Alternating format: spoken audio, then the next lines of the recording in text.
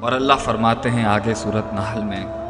افمن یخلق کمن لا یخلق افلا تذکرون، کیا پس جو تخلیق کر سکتا ہے، اللہ تعالیٰ کی بات ہو رہی ہے، the one who can create، کمن لا یخلق، کیا وہ برابر ہو سکتا ہے جو تخلیق نہیں کر سکتا اس اللہ کی ذات کے جو بہت بلند ہے۔ افلا تذکرون، کیا تم نصیحت حاصل نہیں کرتے جو تم ان کے آگے جھک جاتے ہو اور شرک کرتے ہو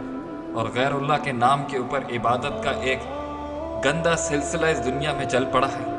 جو نبی صلی اللہ علیہ وسلم نے ختم کیا، آج پھر ہم وہیں اس دہانے پہ آ کے کھڑے ہو گئے۔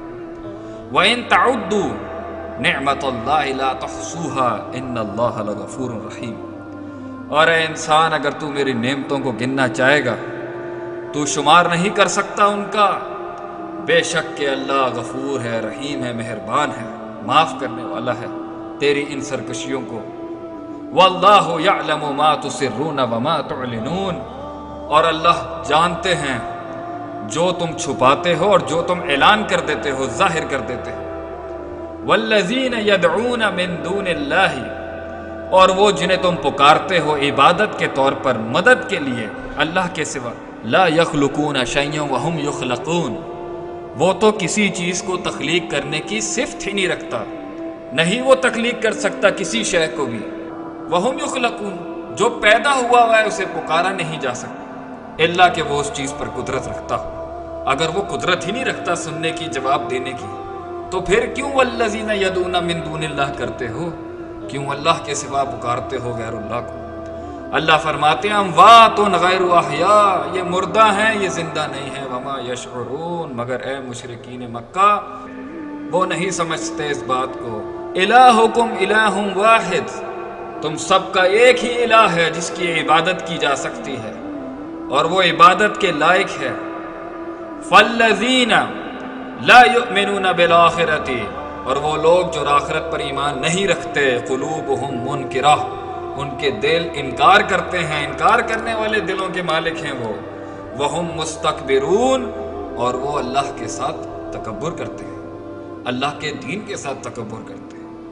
لا جرم ان اللہ یعلم ما یسرون وما یعلنون انہ لا یحب المستکبرین،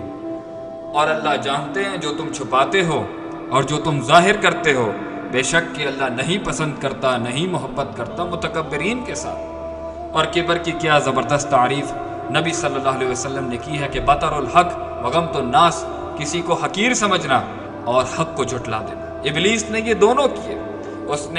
اس نے آدم علیہ السلام کو سجدہ بھی نہیں کیا اور اس نے ان کو حقیر بھی جانا۔ کہتا ہے خلقتنی من نار وخلقتہ من طین، تو نے مجھے آگ سے پیدا کیا ہے، اللہ یہ مٹی سے پیدا ہوا ہے۔ وَإِذَا قِيلَ لَهُمْ، اور جب ان سے کہا جاتا ہے، اس قرآن کے بارے میں بات کی جاتی ہے، اس پیغام کے بارے میں بات کی جاتی ہے، مَاذَا أَنزَلَ رَبُّكُمْ، کیا نازل کیا ہے تمہارے رب نے؟ قَالُوا، تو کہتے ہیں أَسَاطِيرُ الْأَوَّلِينَ، یہ تو پرانے لوگوں کی باتیں ہیں،